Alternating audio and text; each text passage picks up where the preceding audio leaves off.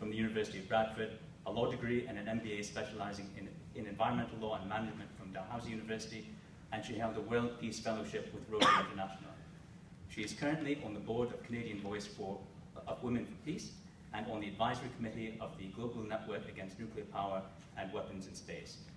She is a member of the Canadian Pugwash Group, the Women's International League for Peace and Freedom, and Vancouver Island Peace and Disarmament Network. Tamara is also part of the No to NATO mobilization movement. In 2011, she started an annual protest against NATO's Halifax International Security Forum, and this past January, she launched a monthly protest outside of the NATO Association of Canada office in Toronto. So I imagine she and Robert know each other well. She is the former executive director of the Nova Scotia Environmental Network and was a senior researcher for the International Peace Bureau in Switzerland.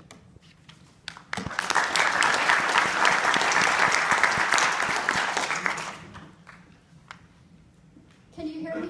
Is this okay? This is good. So, good evening, everyone. Bonsoir. Thank you very much for inviting me. Canada's former ambassador to the Republic of Yugoslavia, James Bissett, who had a 36-year distinguished career in the Canadian Foreign Service, said this in a recent interview at Carleton University. Under the leadership of Presidents Clinton and George W. Bush, NATO was turned into an aggressive instrument of US foreign policy. NATO's bombing of Serbia was a violation of NATO's own treaty and the United Nations Charter. A pattern was set in motion that has been followed in Iraq, in Libya, in Egypt, in Syria, and more recently in the Ukraine. This is the greatest threat to peace and security that we face today. As well, the former UN Assistant Secretary General Dennis Halliday, who served in the United Nations for 30 years, said, quote, "The American-driven alliance is a danger to world harmony and to peace. Like Bissett and Halliday, I think NATO is the greatest threat to world peace and security that we face today. When the Berlin Wall fell and the Warsaw Pact ended in 1991, NATO should have ceased. Instead, it expanded. NATO is a dangerous, male-dominated military alliance that relies on force, coercion, and violence to project its power and maintain Western domination. NATO's supreme allied commander has always been an American general.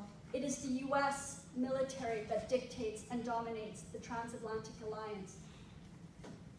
Since the end of the Cold War, the record shows that every single NATO intervention has been a disastrous failure.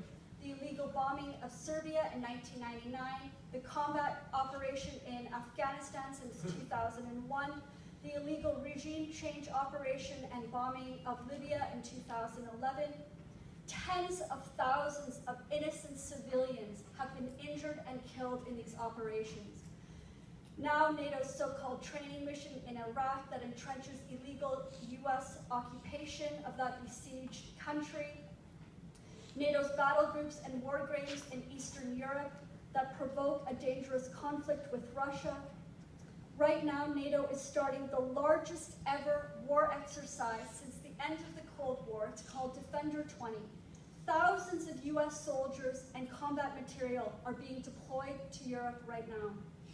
NATO is an aggressive nuclear weapons alliance, the worst weapons of mass destruction that threaten all of us. It is because of our membership in NATO that Canada will not join. It refuses to join the UN Treaty on the prohibition of nuclear weapons that was negotiated in 2017.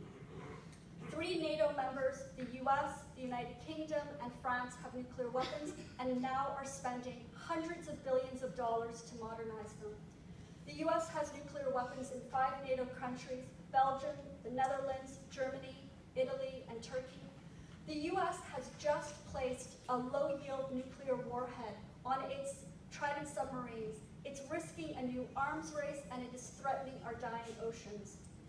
NATO and the US constantly demand members increase military spending and meet the 2% GDP target. NATO members currently spend a combined $1 trillion annually on their militaries. Last spring, SIPRI, the Stockholm International Peace Research Institute, released its annual report on global military spending. The United States is ranked first in the world at $650 billion. Russia is ranked sixth with $61 billion, one-tenth the amount that the United States spends. And of course, you know that every single year of this Trump administration, military spending has increased. And the US Department of Defense has never passed a clean audit in 30 years. In fact, last spring, the US Government Accountability Office released their biannual report at the high-risk list, and it has put the Department of Defense on the top of its high-risk list for fraud, abuse, and waste. It is not transparent, and it is corrupt. Last year, Canada spent $32 billion on the Department of National Defense, but only $1.8 billion on the Department of Environment and Climate Change. I passed out a handout that showed you Table 1 from Volume 2 of the Public Accounts of Canada. If you turn that sheet over, you will see that I tracked military spending, the Department of National Defense versus the Department of Environment for the past 20 years, and you can see how much military spending in this country has escalated. There's a common misperception in this country that we don't spend enough. We spend way too much. We are facing catastrophic climate change and a poverty crisis, and we are spending money in the wrong way. So NATO's pressure to increase military spending prevents us from adequately investing in our genuine security needs like affordable housing, healthcare, education, and action on climate change. NATO is not only the greatest threat to world peace, it is the greatest threat to the climate. To stay interoperable, NATO members have to constantly upgrade their carbon-intensive weapon systems. The defense procurement primarily benefits the big US weapons manufacturers, which is why Trump is always pushing members to spend more on their militaries. Yet fighter jets, attack helicopters, warships, and tanks are petroleum-powered and extremely energy inefficient. Within NATO governments, it's the military that is the largest institutional consumer of oil and the largest emitter of greenhouse gases. So last year, to counter NATO's 70th anniversary and to counter this hashtag We Are NATO campaign, We Are Not NATO, I, along with many other members of the Canadian Voice of Women for Peace, started a monthly protest outside the NATO Association of Canada office, which is downtown here, corner of Wellington and Yonge. If you go to their website, you will see that the NATO Association of Canada is funded by the big US weapons giants, Lockheed Martin and General Dynamics, among other donors. You see, NATO is a critical market for their weapons. Right now, Lockheed Martin is pushing Canada to buy their F-35 fighter jets, which will cost a minimum, not including life cycle, for $19 billion. We don't need fighter jets. We need to stop fighting. We don't need armed force. We don't need any more violence. We don't need any more wars. We don't need NATO. We need peace, nonviolence, disarmament, sustainable development, respect for our Indigenous peoples, and human rights. We have the United Nations, an institution that NATO is undermining.